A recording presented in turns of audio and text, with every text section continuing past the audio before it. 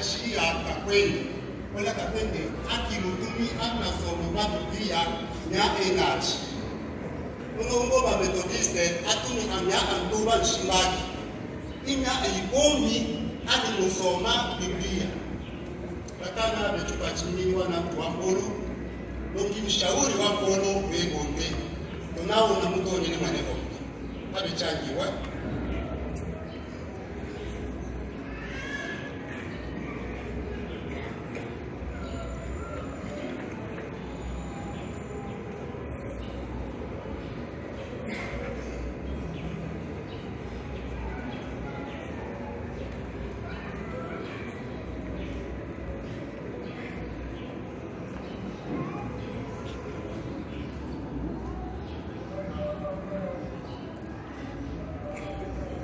Bwana Yesu asifiwe. Jina la Bwana limitiwe. Japo tunaongea Bwana Yesu asifiwe, lakini maana sisi tumepokelewa na biblioteki mzima. Amena.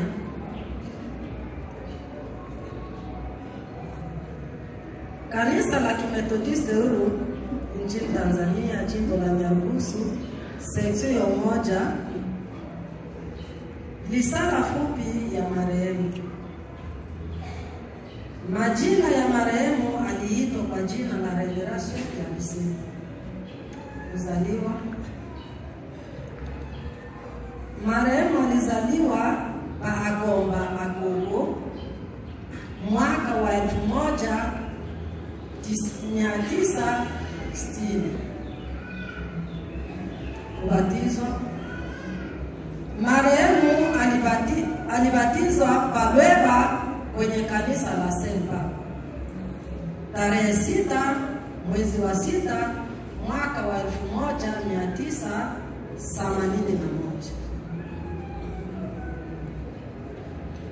Marehemu alijiunga na kanisa letu la Kimethodiste huru mnamo mwaka wa 1990 Seksio Lweba, akitokea kwenye kanisa la Semba. Masomo. Marehemu alisoma Institut Biblique Panshilaki. Huduma. Marehemu alipata ujaribio kwenye huduma ya kiuchungaji pa Seksio Lweba na kutumwa na baraza la mwaka pa Seksio Atena katika jimbo la Nundu mwaka wa 1992. Pia alikuwa mchungaji makamu wa Seksio Lweba tangu mwaka wa 1994 hadi 1996.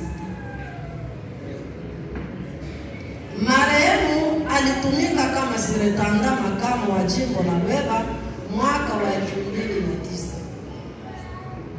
na akawa mpastori wa seksio iitwa Lulinda mwaka wa 2011 hadi 2012. Huduma zake hapa kambini Nyarugusu. Marehemu alitumika kwenye seksio zifuatazo za Kimethodiste huru: Betheli ni hapa tulipo, Philadelphia, Ujumbe, Umoja, Bethsaida, Nurwai na Jerusalem. Reverence ya Bisenga ametuacha akiwa anaongoza seksio Umoja kwa mara ya pili na alikuwa akiongoza pia Kasulu. Aliwahi kuwa mwimbaji wa kwaya Tumaini. Kazi zingine za kiroho.